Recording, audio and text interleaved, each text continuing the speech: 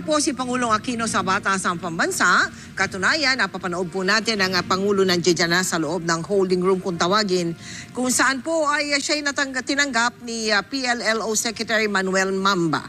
Kasama po ng Pangulo ang mga miyembro ng Welcoming Committee at nandyan din po ang Senate President Franklin Drilon, kasama si House Speaker Belmonte, kasama si Senate Secretary Yabes at ang House Secretary General Yap. Sila po ay tutuloy maya-maya lamang sa session hall. Sila po mag-escort sa Pangulo sa session hall kung saan ay mag-uumpisa na ang opening ng joint session.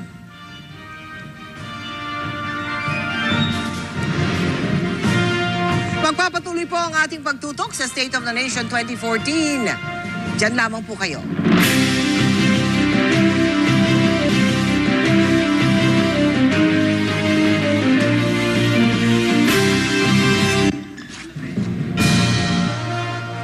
Mga kapuso, minuto na lang po hinihintay natin at ilalahad na ay kalimang sona ng Pangulo. Ito po, dumating na po si Vice President Jejomar Binay, kabilang sa mga inaasang dadating dyan ngayong hapon at makikinig sa State of the Nation Address ni Pangulong Aquino ay ang mga miyembro ng parehong kapulungan ng Kongreso, ang Senado, ang mataas na kapulungan at ang mababang kapulungan.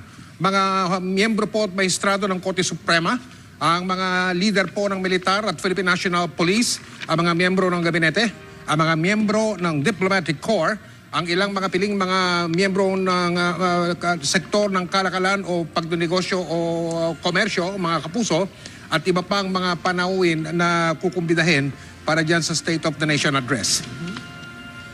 Sa mga oras na ito, mukhang nag-iintay pa ang mga panauhin, Mike, no, sa pagpasok ng Pangulo sa malaking kapulungan. Pero nandoon pa siya kanina Nakita namin kanina nandoon siya sa holding area kung saan winelcome siya ng mga welcome committee at ang mga namumuno, mga opisyalis ng babang kapulungan at ganoon din sa Senado, si Butchabad. Naku, hinihintay yan. Hinihintay.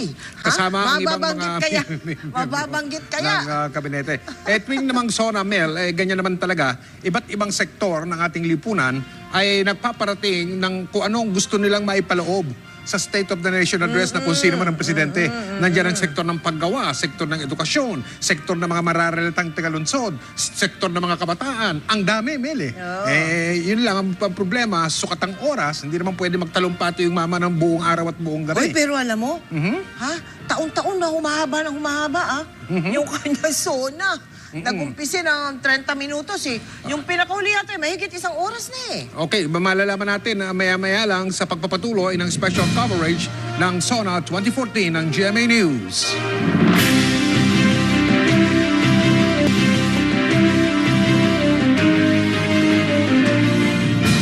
Mga kapuso, tuwing State of the Nation Address ng kung sino man ang presidente ng Pilipinas, syempre hindi mawawala ang mga kilos protesta. Oo.